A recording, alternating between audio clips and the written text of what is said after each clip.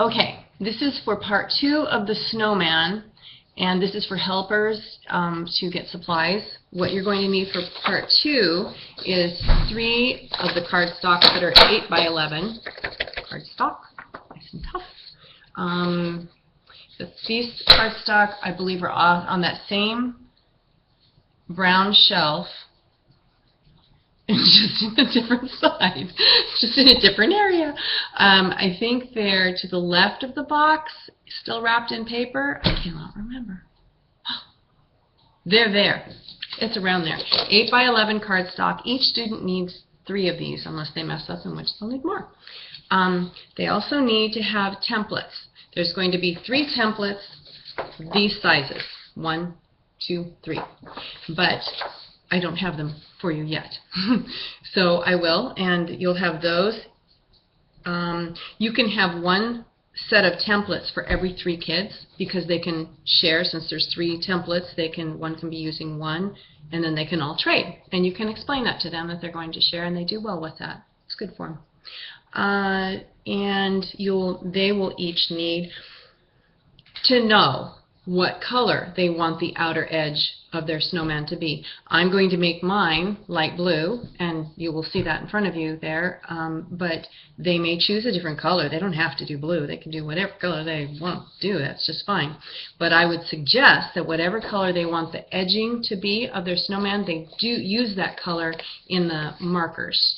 Use the markers to trace those templates. So if they want it to be orange, it'd be best if they would use an orange marker to do their template in, and then they're going to use oil pastels to make that circle bigger. But it does not have to actually be exactly that way. I'm just thinking it's best when it comes to the cutting. Thinking ahead here. Sometimes my thinking ahead, though, especially in art, it's like pointless. Doesn't need to be done. So anyways, you can take that or leave that. I cannot pause this, so I gotta. That adds pressure to my brain.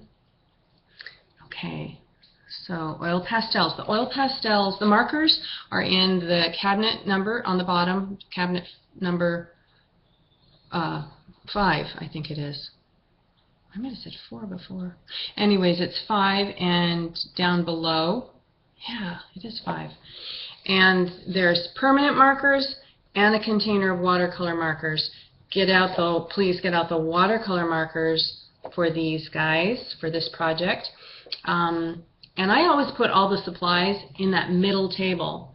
That middle table is kind of long, where it's in the middle of the room. That's where I put the supplies, and the kids can go get things there, and then they can put them back there.